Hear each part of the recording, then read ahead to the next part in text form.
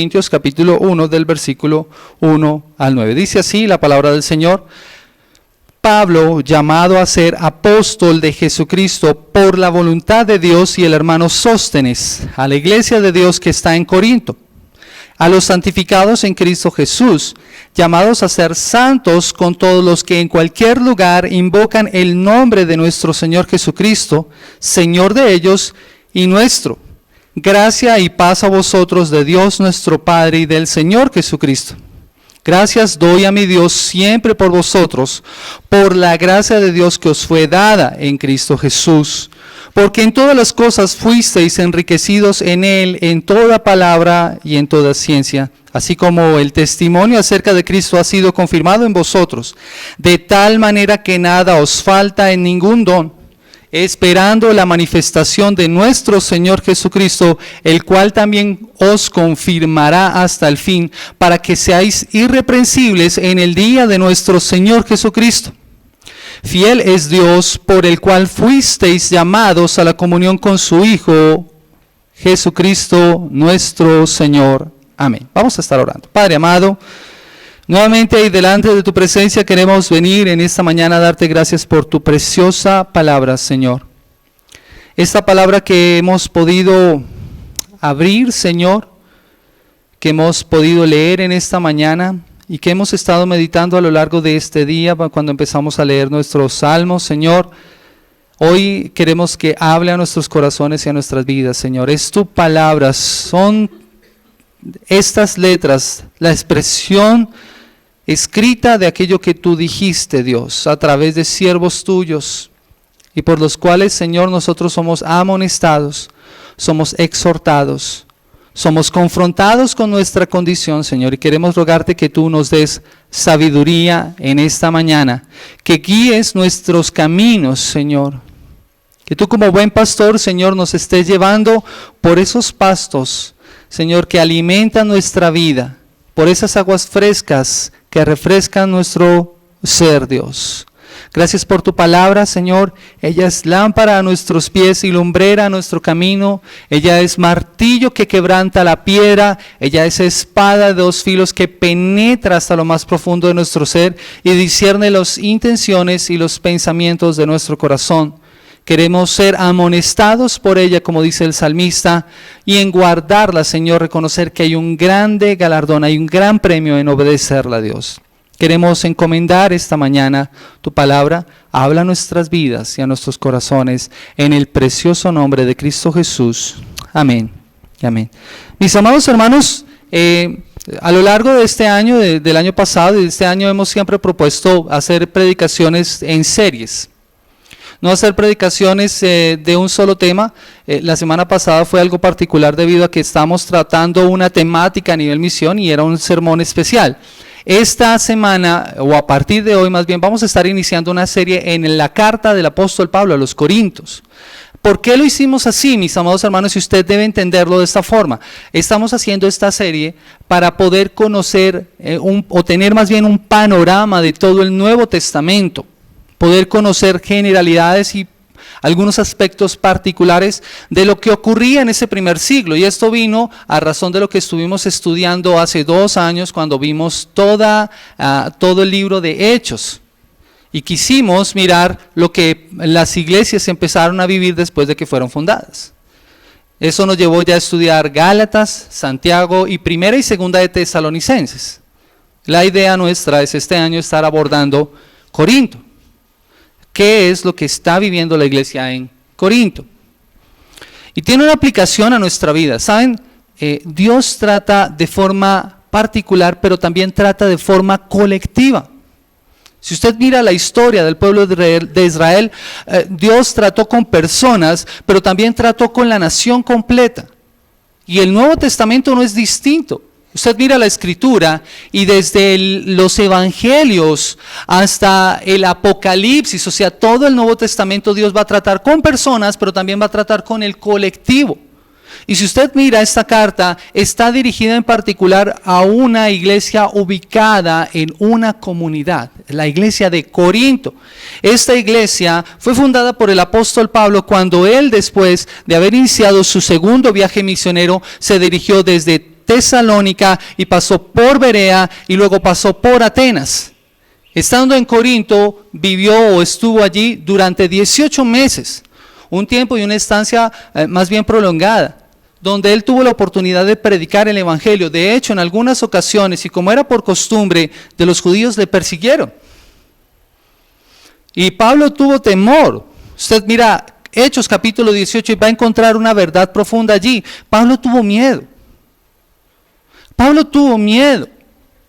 Muy pocas veces se muestra los sentimientos del apóstol cuando está trabajando en una determinada ciudad. Pero Dios es maravilloso y ¿sabe qué le dice al Señor a Pablo en ese momento? No calles, no temas, habla, porque tengo mucha gente, mucho pueblo en esta ciudad, haciendo referencia a la obra que él tenía que hacer, una labor evangelística. Había muchas personas que alcanzar. Y esta historia trae a nosotros ya de plano una primera aplicación a nuestra vida, porque cuántas veces nosotros no sentimos miedo de actuar en nombre del Señor, cumplir con la gran comisión por temor, y nos quedamos callados. Pero Dios nos dice, no temas, porque yo tengo mucho pueblo. Y esas son palabras de confianza para nosotros. Donde está el Espíritu de Dios, hay libertad. El perfecto amor echa fuera todo temor. Y es lo que ocurre en nuestras vidas. Y Pablo va a empezar a trabajar en este lugar y se encuentra con personas maravillosas con las cuales está trabajando. Se encuentra con Aquila y con Priscila. Una pareja maravillosa del Señor. Ellos venían huyendo de Roma cuando el emperador en ese momento los expulsa de Roma. Judíos ellos llegan allá a Corinto y empiezan a trabajar con Pablo en la labor que ellos ejercían, que era la de construir carpas. Y allí están trabajando y Pablo se dedica a la predicación del evangelio. Luego, meses más tarde, llegan Silvano y Timoteo, 2 colaboradores de Pablo, y empiezan a trabajar. Y él empieza a trabajar en la sinagoga de los judíos en ese momento. Y los judíos empiezan a perseguirle y a señalarle, y él entonces se vuelve a los gentiles. Y como es costumbre, como ya les mencionaba, se levantan problemas. Menciona a un hermano en Hechos capítulo 18, es el hermano Sóstenes. Sóstenes era un principal de la sinagoga. Aunque Hechos no lo menciona, parece ser que era un creyente. Porque cuando se levanta la persecución contra Pablo, los mismos del pueblo lo llevan ante el gobernador, ante el procónsul, y lo golpean, y el procónsul no hace nada. Sin embargo, eso no evitó que el evangelio se propagara. Y Pablo sale de Corinto después de 18 meses de estar trabajando. Y deja una iglesia establecida allí, unos hermanos que se reunían en distintas casas. Y continúa sus viajes misioneros y su labor. Tiempo después, Pablo recibe una noticia. Y en esa noticia recibe que en la iglesia en Corinto, una iglesia sobre la cual él estuvo trabajando, hay problemas. Recibe un informe de unos hermanos y de una familia, especialmente de la familia de Chloe. Ustedes lo van a leer, lo vamos a encontrar allí en Corinto, en la carta. Hay dificultades. Pablo escribe a la iglesia y esta es una de las cartas que Pablo escribe para resolver algunas de las inquietudes que la iglesia está presentando. Y en esa condición, en ese contexto es que nosotros vamos a leer la carta. Corinto es una sociedad particular. Como la sociedad desde el primer siglo era una sociedad supremamente idólatra. La capital de la región de Acaya, que era Corinto, era conocida como un bastión económico, era la tercera ciudad más importante. De nuestro país, ¿cuál es la tercera ciudad más importante? Tal vez Cali, ¿cierto? ¿Y por qué es conocida Cali? Por cercanía al puerto, tiene un comercio, por su feria. Curiosamente, Cali es muy parecida a lo que sería hoy Corinto, una ciudad con un gran reconocimiento, pero con también muchos problemas. Y uno de los grandes problemas que tenía Corinto era la inmoralidad. Ellos sufrían de una situación muy decadente. Tanto era así que en la cultura antigua había un término despectivo para referirse no solamente a los corintios, sino referirse a las personas que tenían una conducta similar. Se usaba el término corintianizar. Y corintianizar quería decir vivir en inmoralidad, actuar inmoralmente. Corinto era reconocido por ser una ciudad que tenía un templo dedicado a la diosa Venus, a la diosa Afrodita. Y ese templo era caracterizado por tener a su servicio más o menos 1000 prostitutas sagradas. Era el ejercicio de la prostitución ritual, una práctica muy común en esas épocas. Y eso llevó a muchas personas a usar otro término supremamente despectivo, usar la expresión mujer corintia, para referirse entonces a que era una mujer más bien promiscua o más bien prostituta. Imagínense ese tipo de características que tenía la ciudad. Y en ese contexto se va a levantar una iglesia del Señor. Una iglesia levantada en una cultura supremamente inmoral, aunque Corinto era reconocida también por su riqueza económica, porque era una ciudad supremamente mercantil, por ser un puerto y además por tener una gran cantidad de personas, era una iglesia ubicada en un contexto supremamente inmoral. Y en ese contexto vamos a estar mirando lo que nos va a decir la palabra del Señor. Y quiero que miremos algunos aspectos rápidamente de los versículos 1 al 4. Dice la palabra del Señor así: Pablo, llamado a ser apóstol de Jesucristo por la voluntad de Dios, y el hermano Sóstenes, a la iglesia de Dios que está en Corinto, a los santificados en Cristo Jesús, llamados a ser santos con todos los que en cualquier lugar invocan el nombre de nuestro Señor Jesús, Señor de ellos y nuestro. Y noten que aquí Pablo está hablando a una iglesia que en ese contexto se diferencia. ¿Y cómo los está llamando? Los está llamando santos y llamados a ser santificados. Y no solamente a ellos, sino a los que con todos, en todo lugar, son llamados a lo mismo. Y algo que me impacta de esta primera parte es notar que un cristiano tiene más en común con otro cristiano al otro lado del mundo que con uno o con una persona de su misma cultura. Y se lo pongo en esta forma: un cristiano en Colombia tiene más en común con un cristiano en la China que con otro colombiano en este mismo país. ¿Y sabe por qué? Porque hemos sido lavados por la preciosa sangre de Cristo Jesús y porque hemos sido llamados a ser santos. Vivimos de una forma distinta. Y esa es la forma en cómo Pablo se va a dirigir a los hermanos en Corinto. Pero yo quiero que miremos a profundidad a partir del versículo 4 algunos aspectos ya. Esta primera parte tiene que ver con una pequeña introducción para que nosotros podamos notar qué es lo que está pasando en Corinto. Después de que les extiendo su saludo, dice: gracia y paz a vosotros, de Dios nuestro Padre y del Señor Jesucristo. Era el saludo común de la época, pero Pablo lo usa para decir esa gracia y esa paz que utilizan los griegos y que utilizan los judíos viene de Dios. Y eso lo lleva entonces a reflexionar en la siguiente parte. Y vamos a leer el versículo 4 al 9 y les quiero mencionar 3 aspectos sobre los cuales vamos a estar trabajando en este sermón. Y la pregunta que quiero desarrollar a partir de este momento es esta: ¿por qué Pablo da gracias por ellos? ¿Por qué Pablo da gracias por ellos? Y yo puedo notar 3 aspectos por los cuales da gracias por ellos. Y el primero tiene que ver con las acciones pasadas de Dios por ellos. Pablo da gracias por lo que Dios ha hecho con los corintios. Lea por favor el versículo 4. Y vamos a leer hasta el 6. Dice así: gracias doy a mi Dios siempre por vosotros, por la gracia de Dios que os fue dada en Cristo Jesús, porque en todas las cosas fuisteis enriquecidos en Él, en toda palabra y en toda ciencia, así como el testimonio acerca de Cristo ha sido confirmado en vosotros. Noten las acciones de lo que Dios ha hecho en ellos y por las cuales Pablo está dando gracias. Lo primero que tenemos que ver es que les ha sido dada una gracia.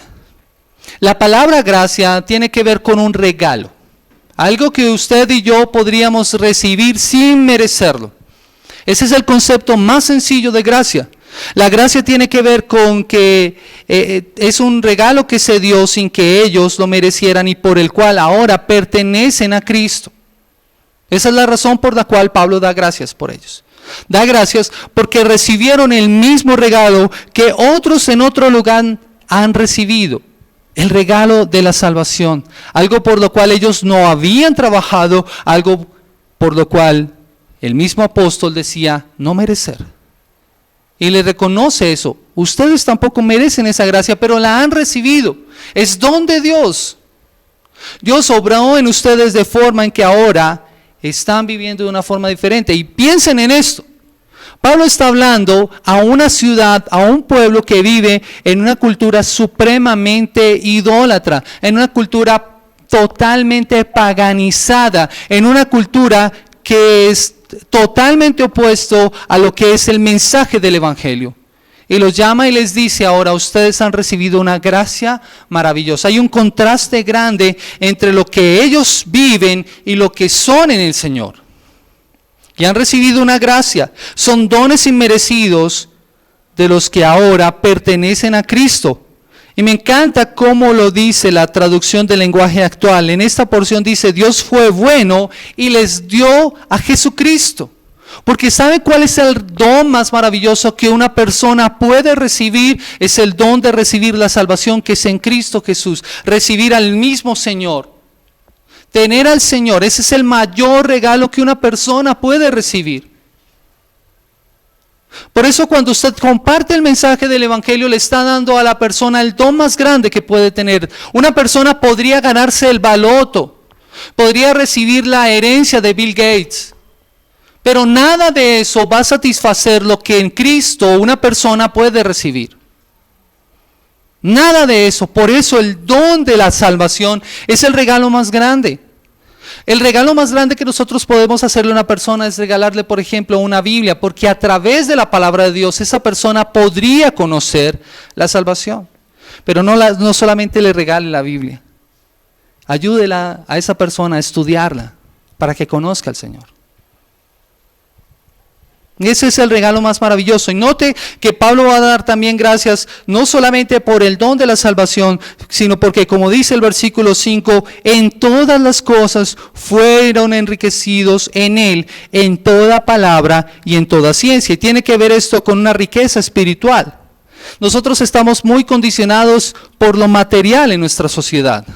Nuestra sociedad está condicionada por lo que tienes. Y como dice la canción, y creo que lo he mencionado en algunas ocasiones acá: amigo, ¿cuánto tienes? ¿Cuánto vales? La gente mira es simplemente condición material. Pero la riqueza que viene de Dios es una riqueza espiritual que es mucho mayor. Y Pablo les está reconociendo eso. Dice: ustedes fueron enriquecidos. Dios les ayudó para que hicieran esto, mis amados hermanos. Les dio palabra y les dio ciencia. Son dos palabras que para nosotros tal vez no son muy claras. Pero quiero que miremos como dice la traducción del lenguaje actual para que comprendamos qué significan esas dos palabras. Dios los ayudó a que comprendieran mejor su mensaje, o sea, les dio palabra, les dio la capacidad de entender la palabra de Dios y les dio la capacidad de comunicar mejor ese mensaje. En eso fueron enriquecidos. Ellos están en una sociedad y la iglesia en Corintio está desarrollándose en medio de la cultura griega. Y ustedes saben que los más grandes filósofos fueron los filósofos de la antigüedad en Grecia. Aunque Corinto no era la cuna de la filosofía, porque la cuna de la filosofía estaba en Atenas, Corinto tenía escuelas filosóficas. Tenía personas que eran pensadores. Y aquí Pablo les está mostrando lo que Dios había hecho por ellos. Les había dado la capacidad para que comprendieran ese mensaje. Les había dado la capacidad para que lo comunicaran mejor. Les había dado la elocuencia para que lo pudieran hablar. Y lo último que podemos ver en esta porción, mis amados hermanos, es que el testimonio de Cristo fue confirmado en ellos. Versículo 6 dice: así como el testimonio acerca de Cristo ha sido confirmado en vosotros, de tal manera que nada os falta en ningún don, esperando la manifestación de nuestro Señor Jesucristo. Y tiene que ver esto con lo siguiente, mis amados hermanos: se estableció firmemente la verdad de Cristo. O sea, el mensaje del Evangelio había cumplido en ellos el propósito. Había sido confirmado. Y se puede notar en la confirmación del mensaje del Evangelio por el cambio de vida que ellos habían experimentado. Esa es la forma en cómo se comprueba efectivamente que una persona ha sido confirmada en el Evangelio. Tiene un cambio de vida. Pero no simplemente porque sigue cosas religiosas, sino porque realmente cambia. Dice la Escritura esto: por sus frutos los conoceréis. Hay un cambio en su forma de pensar para que su forma de vivir sea distinta. Eso es lo que pasó con ellos. El mensaje de Cristo se confirmó, y se confirmó porque ellos también habían recibido unos dones que los capacitaban para servir a la iglesia. Habían recibido unos regalos de parte de Dios. Eso es lo que es un don, un regalo. No solamente el don de la salvación, sino otros dones a través de los cuales ellos podían ayudar a otros. De esa forma se había confirmado el mensaje en sus vidas. Un cambio en sus vidas era la mejor manera de evidenciar que lo que se les había enseñado era cierto. Esa fue la forma. Fueron las acciones pasadas de Dios lo que llevó al apóstol Pablo a dar gracias por ellos. Y eso produjo un resultado. Mire el versículo 7. De tal manera que nada os falta en ningún don, esperando la manifestación de nuestro Señor Jesucristo. Ese fue el resultado. Nada les hacía falta. Habían sido enriquecidos, pero eso lo llevaba entonces a esperar con expectativa la segunda venida de Cristo. Los ponía en una perspectiva de una vida eterna, de una seguridad de salvación. Dios les había otorgado habilidades espirituales en abundancia. Y es gracias al Evangelio que no les faltaba ningún don, o sea, ningún regalo especial. Pero mientras ellos usan esos dones, esos regalos, debían esperar la venida del Señor, que es el fin último de todas las cosas. Y aquí quiero traer una aplicación para nuestras vidas. Nosotros ya no podemos vivir solamente pensando en lo que ha pasado en nuestras vidas y en el presente, sino que tenemos que vivir con una perspectiva de la eternidad. El cristiano no se conforma con este siglo, porque el cristiano vive entendiendo que su ciudadanía no está en esta tierra. Por eso el mundo pasa y sus deseos. El que permanece es el que hace la voluntad de Dios. Y vive con una perspectiva de la eternidad, sin descuidar lo que vive aquí. Y eso es lo que ellos tenían que hacer. Tenían que usar sus dones para servirse los unos a los otros. Esos regalos de gracia que Dios les había dado, pero tenían que vivir esperando el día del Señor, o sea, la segunda venida de Cristo. Que es algo cierto, que va a pasar, que va a venir el Señor. Él lo prometió. Y fiel es el Señor, que cumplirá siempre sus promesas. Y el cristiano debe vivir con eso en mente. O sea, usted y yo tenemos que vivir con eso en mente. Pablo entonces confía en que Dios continuará obrando en ellos, y por eso sigue dando gracias ahora por las acciones futuras de Dios. Ya vimos las acciones pasadas de Dios. Ahora vamos a ver las acciones futuras de Dios. Versículo 8. Dice la Escritura de la siguiente forma: el cual también os confirmará hasta el fin, para que seáis irreprensibles en el día de nuestro Señor Jesucristo. ¿Qué va a hacer el Señor? Los va a confirmar hasta el fin. ¿Y qué significa esto, mis amados hermanos? Dios los va a confirmar, quiere decir que los mantendrá firmes, los fortalecerá, podrán seguir confiando en Él. Eso es que los confirme. ¿Los confirmará hasta dónde? Hasta el fin. ¿Sabe? Es importante que nosotros podamos entender esto, mis amados hermanos. La vida cristiana es una vida de procesos. ¿Quién de nosotros ya no peca? El que esté libre de pecado, que tire la primera piedra. Ninguno, ¿cierto? Todos pecamos. Estamos en un proceso en el cual estamos abandonando el pecado. Constantemente tenemos que luchar con nuestra propia naturaleza. Pero sabe, el Señor nos va a confirmar hasta el fin. O sea, estamos en un proceso en el que el Señor va trabajando en nosotros. Pero cuando estemos en la eternidad ya no pecaremos. De este lado de la eternidad, usted y yo continuaremos luchando con nuestra naturaleza pecaminosa.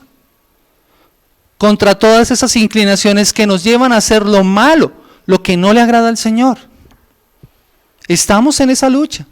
Y eso no quiere decir que entonces yo me voy a dejar porque como el Señor me va a confirmar, no, cada vez yo soy más consciente de mi naturaleza pecaminosa, cada vez más me duele mi pecado. Un cristiano tiene que sentir el peso de su pecado y decir, le he fallado a mi Salvador. He ofendido a aquel que entregó su vida por mí. E ir en arrepentimiento al Señor y pedir perdón. Eso es lo que dice la Escritura. Si alguno hubiere cometido pecado, ¿qué tiene que hacer? Abogado tenemos para con el Padre a Jesucristo el justo. O sea, vaya delante del Señor y pida perdón. Confesemos nuestro pecado. Eso es lo que nos dice. Pero estaremos en un proceso que nos llevará a que seamos irreprensibles. ¿Cuándo? En el día del Señor Jesucristo. Cuando Cristo vuelva, cuando nosotros seamos llevados a estar en gloria con el Señor, entonces esta naturaleza pecaminosa, esta naturaleza sobre la cual nosotros aún estamos luchando, será renovada y ya no tendremos esa lucha con el pecado. Ya no lucharemos con nuestros pensamientos ni con nuestras acciones. Ya ni los deseos de los ojos, ni los deseos de la carne, ni la vanagloria de la vida, que es lo que resume el pecado, serán una lucha para nosotros. Pero eso ocurrirá en el día de Jesucristo.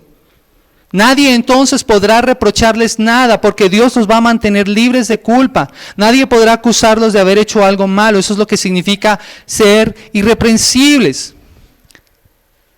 Y alguien lo ha expresado de esta forma. Cuando hablamos de que ya serán irreprensibles, será hasta ese día, y el cristiano entonces mira al futuro y expresa su certeza de que Dios los presentará irreprensibles cuando llegue el día final. Dios mismo los va a presentar irreprensibles. O sea, la obra del Señor va a ser firme en nosotros. Eso ocurre, ¿sabe por qué? Porque Cristo murió en la cruz del Calvario. Eso ocurre porque Cristo entregó su vida por nosotros. Ahí es donde nosotros empezamos a tener nuestra reconciliación como pecadores, porque sin derramamiento de sangre no hay redención de pecados. Cristo es el sacrificio sobre el cual usted y yo empezamos a ser irreprensibles. Su sangre preciosa que nos limpia de todo pecado es la que ha sido derramada para que nosotros podamos ser presentados delante del Padre. Allí entonces empieza nuestra reconciliación y es también donde seremos declarados libres de toda acusación. Miren lo maravilloso de las acciones del Señor. Dios tiene acciones para los corintios en el pasado cuando los llama a vivir una vida distinta. Dios tiene acciones que tiene preparadas para el futuro. Pero no solamente esto. ¿Y qué del presente? ¿Qué de lo que nosotros vivimos en este tiempo? Dios ya hizo algo. Dios va a hacer algo. Pero nosotros día a día estamos viviendo. Y eso nos lleva a pensar entonces en el tercer aspecto, las acciones presentes de Dios. Vaya conmigo por favor al versículo 9. Dice la Escritura de la siguiente forma: fiel es Dios, por el cual fuisteis llamados a la comunión con su Hijo Jesucristo, nuestro Señor. ¿Quién es fiel? Y note cómo está expresado: Dios es fiel, o más bien fiel es Dios, porque es distinto pensar que Dios es fiel a que fiel es Dios. O sea, su naturaleza es fidelidad. ¿Y sabe lo que significa eso? Dios cumple lo que promete, siempre. El eco de esta promesa está desde Génesis hasta Apocalipsis. Y lo podemos experimentar nosotros. Dios prometió en Cristo redimirnos y créame, lo va a cumplir. Sus promesas fueron ciertas en Él. Dios cumple lo que promete. Él hace lo que dice que hará. No es como nosotros. No es como nosotros. ¿Cuántas veces usted y yo no nos hemos comprometido a cosas que no hemos cumplido? Pero Dios no es así. Dios lo que se compromete a hacer, lo va a hacer. Él lo cumplirá. Y eso entonces lleva a mayor confianza. Podemos estar seguros y podemos confiar en que Él es fiel. Esto es entendiendo que el carácter de Dios es la garantía. Él seguirá siendo fiel a sus promesas para que en última instancia perfeccione su pueblo, por inmaduro que parezca a veces.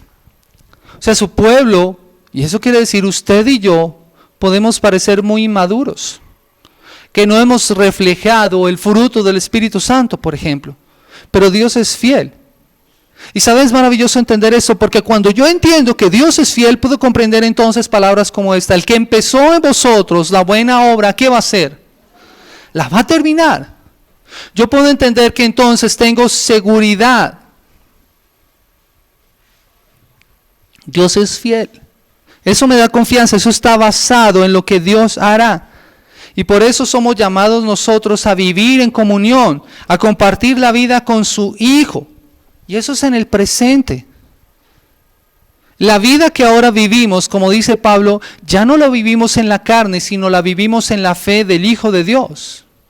El que hizo ¿qué? Nos amó y se entregó a sí mismo por nosotros. Note que está hablando también de las acciones pasadas de Dios y del presente, pero también de las acciones futuras.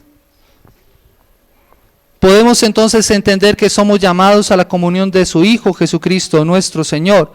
Es en su Hijo que se cumple nuestra redención y por eso su llamado es para que podamos entender que hemos sido escogidos por el Señor. Y entendiendo esto, mis amados hermanos, mire de quién está hablando, de su Hijo Jesucristo. Todo este pasaje ha hablado de la acción de Cristo. Jesucristo está en todo el pasaje. Y es maravilloso entender eso también, ¿sabe? Porque si comprendemos lo que significa Jesucristo como ser, como Dios, y lo que Él vino a hacer, entonces nuestra vida entenderá y tendrá un sentido. Está usando dos títulos. Uno es la acción de Cristo y el otro es el título, Jesucristo. Jesús significa Él salvará al pueblo de sus pecados. Eso es lo que significa Jesús. Él salvará a su pueblo de sus pecados. Y es lo que dice Mateo 1:21. Él salvará a su pueblo de sus pecados. Quiere decir que si usted y yo confesamos a Jesús, estamos confesando que Él es el que nos salva de nuestros pecados. Y el Cristo significa el ungido, el escogido de Dios. Usted y yo entonces podemos compartir y hemos sido llamados a estar en comunión con su Hijo Jesucristo, nuestro Señor, el dueño de nuestra vida. Mis amados hermanos, ¿qué conclusiones y qué aplicaciones podemos traer acerca de este pasaje? ¿Qué podemos reflexionar acerca de la Escritura? Note lo que dice la palabra del Señor y la reflexión, perdón. Cuando pensamos en las acciones de Dios en el pasado, no nos queda más que alegrarnos y recordarnos a qué hemos sido llamados y de dónde nos sacó el Señor. Y que las riquezas con las que Cristo nos ha hecho ricos deben ser usadas en forma correcta. Noten las acciones de Dios. Piensen por un momento en de dónde nos sacó el Señor. Reflexionen en eso por un momento. Piensen en alguna situación de su vida en que tal vez, si el Señor no hubiera llegado en el momento en el que llegó, su vida en este momento sería otra. Y tal vez no estaríamos contando la historia. Pero es la acción pasada de Dios, lo que Dios hizo, que es lo que nos permite poner esas situaciones en perspectiva y decir gracias y alegrarnos, porque ahora nuestra vida tiene un sentido. De la misma forma como había ocurrido con los corintios, ellos fueron llamados, las iglesias, las personas que habían sido alcanzadas por el mensaje del Evangelio, en ese lugar, entonces ahora miraban su vida con otra perspectiva y se podían alegrar. Ellos habían sido dotados para que con la ayuda de Dios pudieran comprender mejor su mensaje y lo pudieran comunicar mejor. Porque no solamente es alegrarnos por lo que el Señor ha hecho, sino entender que tenemos ahora un compromiso. Tenemos una responsabilidad. Hemos sido dotados por el Señor. El Señor nos ha dado un regalo maravilloso y es el de poder comprender su palabra. Antes, sin la iluminación del Espíritu Santo, antes de nuestra salvación, la palabra de Dios tal vez era pesada para nosotros. Tal vez tomábamos la Biblia y no comprendíamos. Se nos hacía tediosa la lectura. Ahora que estoy en el colegio trabajando como capellán, les he hablado a mis estudiantes acerca de la necesidad de estudiar la Biblia, de leer la Biblia. Y mi primera pregunta para ellos: ¿ustedes tienen Biblia en su casa? Y les digo: tráiganla por favor, vamos a leerla, vamos a estudiarla. Vamos a apropiarnos de la palabra del Señor. Apropiarse es leerla, estudiarla, meditarla. Eso es lo que yo les digo a ellos. Y yo creo que con la ayuda y con la guía del Espíritu Santo ellos cada vez van a tener más capacidad para entenderla y comprenderla. Pero ahora se les hace un poco pesada la lectura. Se necesita la guía y la iluminación del Espíritu Santo. Y creo que así hemos estado nosotros. Ahora se nos hace más fácil, después de estar años y años leyendo la Escritura. Pero hemos sido dotados ahora para comprenderla. Y no solo para comprenderla, sino para comunicarla mejor, para hablar a otros acerca de las verdades del Evangelio. Mis amados hermanos, cuando hablamos de santidad en los cristianos, es más que un estado. A veces pensamos que ser santos tiene que ver con simplemente no pecar. No, mis amados hermanos, la condición de nuestra vida no es una acción definitiva, pero también es un proceso que dura toda la vida. Alguien lo expresó así: cuando por la gracia de Dios santifica a los creyentes, los hace cada vez más responsables para ser santos. No significa que ser santos no significa más bien que no pecamos. Vamos a pecar. Eso no es una excusa, mis amados hermanos. No es una excusa. La gracia no es una excusa para que usted y yo hagamos lo que querramos. Pero sí nos hace más responsables de nuestros actos, de las decisiones que usted y yo estamos tomando. Esto que yo estoy haciendo, podría ser nuestra pregunta, ¿esto que yo estoy haciendo glorifica a Dios? ¿Me acerca a Dios? ¿Me santifica? Si la respuesta es no, entonces muy seguramente estamos desobedeciendo al Señor. Pero cada vez que nosotros miremos esto, miremoslo a la luz de la palabra. No nos autojustifiquemos. Mis amados hermanos, el llamamiento es real cuando un creyente tiene una verdadera comunión con Cristo. Y esa comunión demanda una vida de santidad. Y esa santidad tiene que ver que ha sido apartado para un uso particular. Apartado. Jesús oró estas palabras: yo no te ruego que los saques del mundo. O sea, nosotros, al igual que los hermanos en Corintio, en esa época, vivían en una cultura totalmente idólatra, más pagana aún. Pero ahí estaban en medio de esa cultura. El ser santo significa que no compartían las costumbres de esa cultura, que a pesar de que estaban ahí inmersos en esa sociedad, no vivían de acuerdo a esa forma de vida. No actuaban de esa forma, vivían de una forma distinta, y así debemos ser usted y yo. Somos llamados a ser santos en medio de nuestra sociedad. Yo les pregunto, ¿nuestra sociedad no es parecida a la cultura corintia? Mis amados hermanos, nosotros no debemos olvidarnos de esto. Debemos buscar parecernos más a Cristo. Tenemos que tener presente la obra futura que el Señor hará en nosotros, pero también tenemos que entender que en el presente nosotros debemos vivir de una forma distinta. Otro aspecto que podemos considerar es que la iglesia de Corintio, con todas sus virtudes y todos sus problemas, nos recuerda, mis amados hermanos, que ninguna iglesia es un museo de santos. Ninguna iglesia. Toda iglesia siempre va a tener problemas. Y créanme, nosotros no somos la excepción.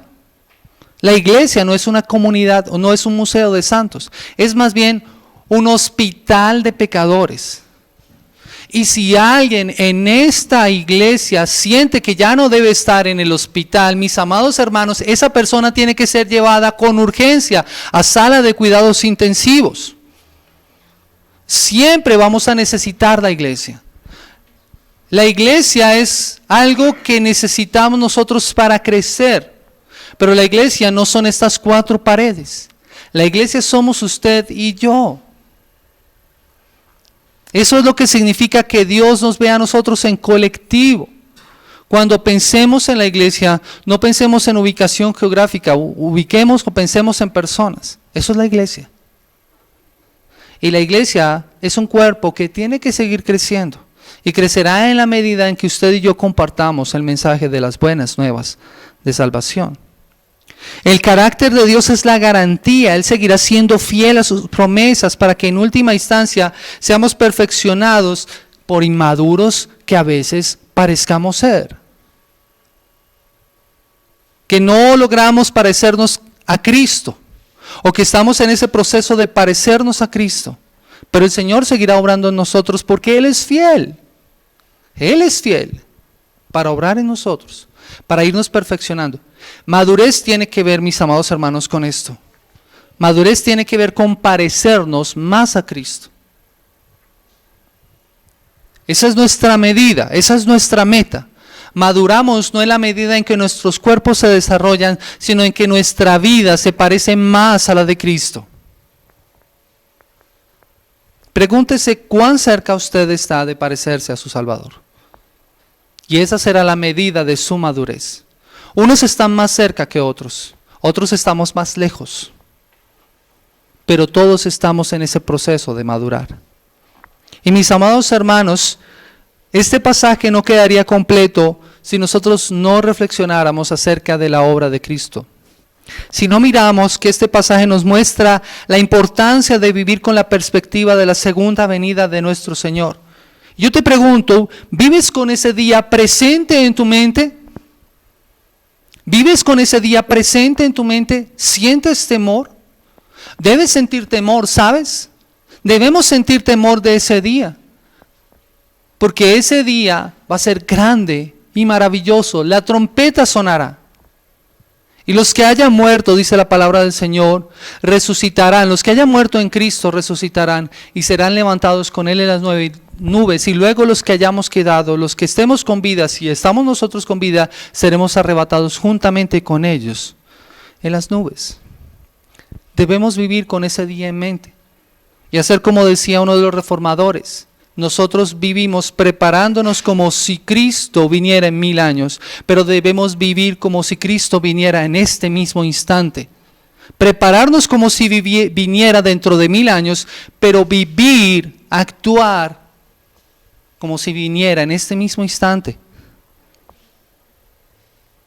Cristo vuelve y sus hijos serán presentados irreprensibles, sin ninguna acusación en su contra. Podrán estar seguros. Y por eso también te pregunto, ¿te sientes libres de culpa? Sabiendo que ningún esfuerzo tuyo es suficiente para ello.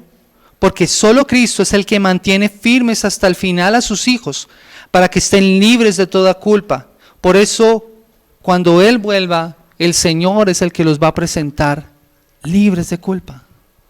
¿Pero tú has experimentado eso realmente? Por eso es importante que vayamos a Cristo en arrepentimiento y fe. No pospongamos más la oferta del Evangelio. No dejemos para el final esta importante decisión. Y recordemos, mis amados hermanos, que Él es fiel para cumplir lo que ha prometido. Él es quien te llama a que tengas comunión con su Hijo. Él es el que te llama a formar parte de su pueblo, con los que en todas partes confían y confiesan que Él es el Señor. Él es el que te hace ese llamado. Hay que venir a Cristo en arrepentimiento y fe. Hay que venir a Cristo en arrepentimiento y fe.